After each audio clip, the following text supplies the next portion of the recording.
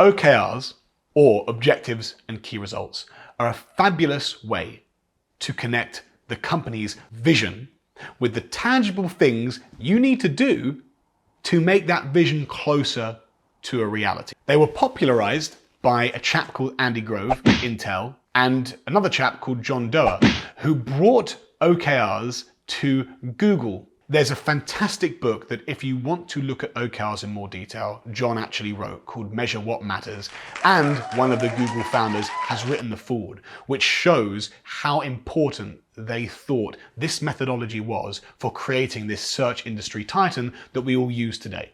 The OKRs take your big, hairy, audacious goal and turn it into bite-sized chunks, or clear milestones that you know that if you achieve them, you take one step closer towards that big goal. They focus on the things that matter. Effort is not wasted because you know this is the objective over the next 90 days.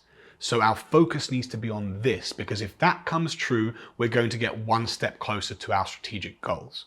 Because OKRs are usually publicly shared, it allows for increased cross-functional collaboration. You might have a particular objective and that objective might require some help from another function.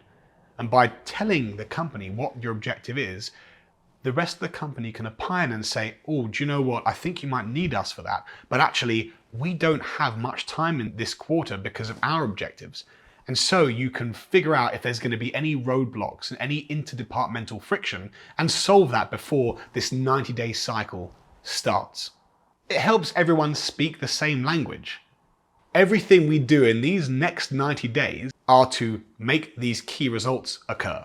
And if those key results occur, then the objectives will come true. It galvanizes the team by saying that if we get this right, we achieve these key results, then we are getting one step closer to our vision. And it is true. It solves for the activity trap. The classic, everyone is busy doing something, but that something is of low value. Solving the activity trap comes because you say, we are going to focus on this objective. And we've decided amongst ourselves that this objective is the biggest lever to getting to our strategic goals. And therefore, everything we do is to twist and turn on those key results. Anything we do that doesn't impact that key result should not be done. It might be useful to be done, it might have a benefit, but as you all know, there's always way more things to do than you have time to do them. If you set objectives and key results, then you have a clear focus of, in the next 90 days, what do I need to do and what do I not need to do?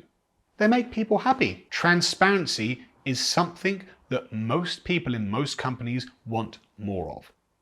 And what better way to be more transparent than outline and make public all the objectives that the company has across every single person in that organization? What's the CEO doing in the next 90 days? Wouldn't it be great if the most junior associate could know, right, I know what the CEO is up to, what projects they are working on that are going to drive us forward. That is exactly what transparency means. And it promotes accountability, because if we've told someone we're going to do something and we're public about it, we can't really get out of it as easily. You may ask someone to do a task, but if you forget about that task, they also might forget about it. When it's publicly on display, people tend to get that thing done.